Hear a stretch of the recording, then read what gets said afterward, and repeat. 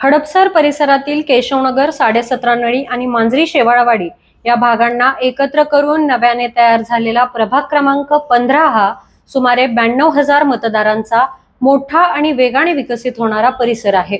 मात्र या विकासाच्या शर्यतीत या प्रभागात मूलभूत सुविधांचा गंभीर अभाव स्पष्टपणे जाणवतो।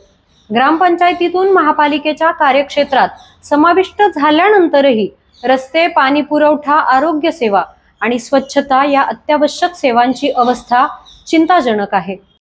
या प्रभागात रुंद आणि खड्ड्यांनी भरलेले रस्ते, अपूर्ण ड्रेनेज योजना आणि अतिक्रमणामुळे सततची वाहतूक कोंडी अशी परिस्थिती आहे।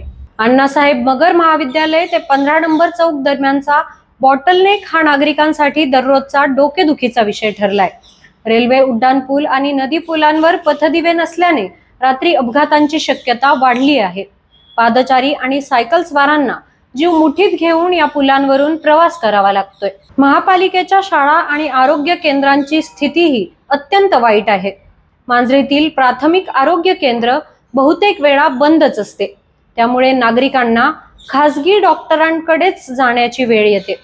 स्मशानभूमीमध्ये सुरक्षा रक्षक नाहीत, तर शेवाळवाडी परिसरात अतिक्रमणांवर कोणतीही कारवाई होत नाही। महादेवनगर, ढेरे बंगला आणि भापकरमळा परिसरातील नागरिकांना दररोज वाहतूक कोंडी, धुळीचा त्रास आणि अस्वच्छतेशी सामना करावा लागतोय।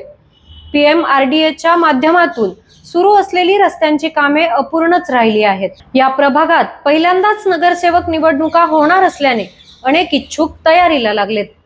नागरिकांचा एकच सूर आहे, विकासाच्या गप्पा नव्हे तर खऱ्या अर्थाने मूलभूत सुविधा मिळाव्यात।